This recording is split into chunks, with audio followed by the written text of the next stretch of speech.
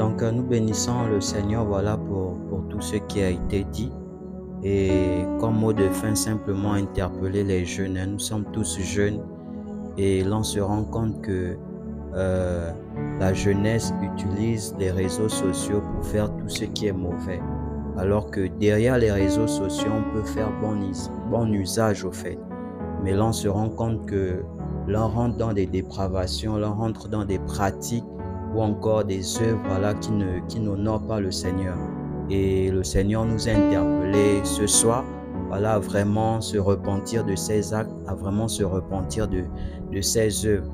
Parce qu'on peut bien, voilà, utiliser les réseaux sociaux sans pourtant se pervertir, sans pourtant, voilà, tomber dans les travers qu'on voit sur TikTok, voilà, les challenges de danse, voilà, les challenges de qui est la plus belle, voilà, etc.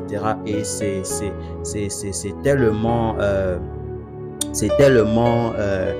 pratico, au fait. Et voilà, les publications, quand tu publies une photo, tu veux avoir le plus de vues, mais dans ta conscience, au fait, il n'y a pas la paix.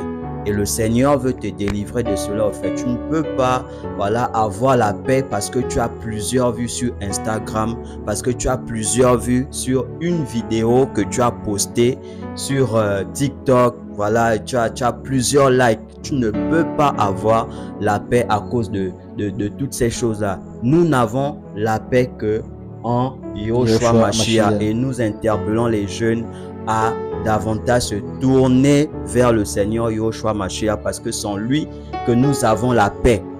Donc tout ce que l'on fait sans Yahushua Mashiach que nous avons la paix. C'est pas parce que tu as publié une photo de toi où tu es belle, voilà, les gens t'envoient, tu es jolie, tu es toute ravissante. C'est pas ça le fait. La paix se trouve en Yahushua Mashiach. Et on se rend compte que malgré ces choses, malgré les publications ou les vues que tu as, quand tu rentres dans le secret, quand tu es toute seule, tu pleures, ta conscience voilà, te reproche que voilà, c'est ce que tu mets sur les réseaux sociaux, il n'y a rien en fait. Et du coup, beaucoup de personnes sont sur cette influence-là, au fait, parce qu'il a vu sa copine ou son ami, voilà, publier ou encore rentrer dans ces choses-là. Tu es en train de boire un café, voilà, tu fais une vidéo TikTok, allez, tu l'as publié. Tu es en train de manger, tu fais une vidéo TikTok, tu la publies. Tout simplement parce que tu veux être vu des hommes. Mais dans être vu des hommes là, ça ne pourra pas te sauver. Au contraire, tu es en train de nuire, tu es en train de sombrer. Et nous interpellons les jeunes à sortir de ces travers, parce que ces travers-là ne peuvent nous sauver. Seul Yahushua Mashiach peut nous sauver. Et la solution. La solution par excellence. Amen. Vraiment, soyez bénis, Kelly. Est-ce qu'il y a un mot de la fin? Pour la fin, moi, pour ma part, je pense qu'Anna a déjà dit pas mal de choses. Mais moi, j'ai un passage qui me vient à cœur, souvent lorsque j'apprends ou que je revois certaines choses. C'est le passage de 1 Corinthiens 10, verset 12. 1 Corinthiens, chapitre 10. Voilà, frères et sœurs, vous êtes sur votre émission Néo-Téricos. L'émission jeunesse, n'est-ce pas? Ce soir, le thème, c'est la jeunesse face aux réseaux sociaux.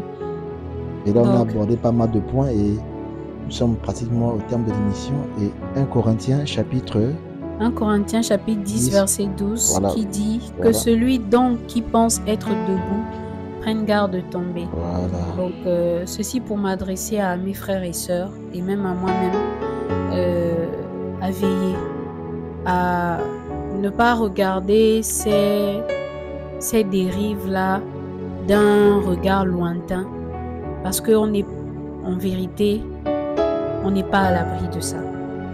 Même en tant que chrétien, on n'est pas à l'abri de ça.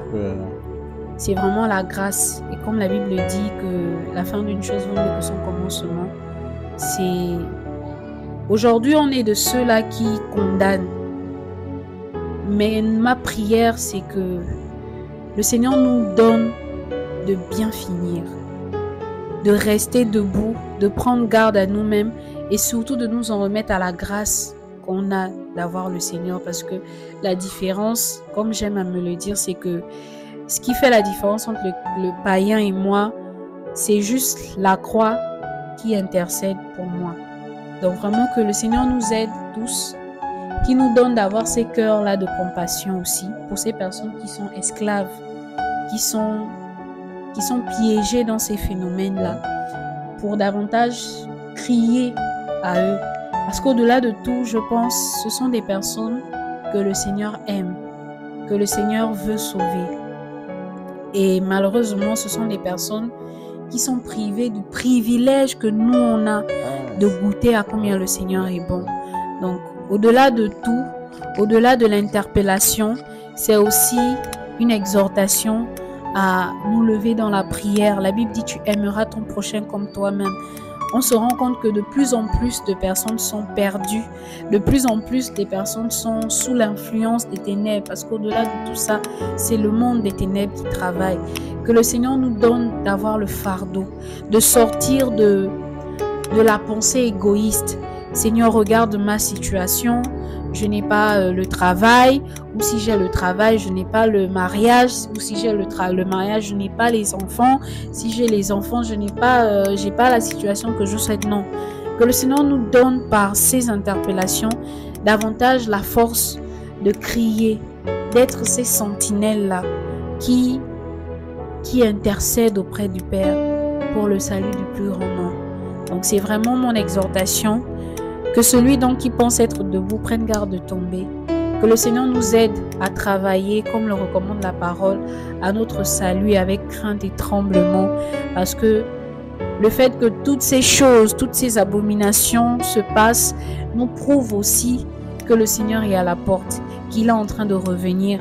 Mais il faudrait que lorsqu'il revienne, non seulement on soit prêt, mais aussi qu'on ait fait notre part en tant que sentinelle, en tant qu'ambassadeur du Seigneur, en priant, en interpellant, en dénonçant aussi et en s'apprêtant pour ne pas, comme l'apôtre Paul disait, ne pas être dehors après avoir prêché aux autres. On se retrouve condamné dans ce que nous-mêmes on condamné.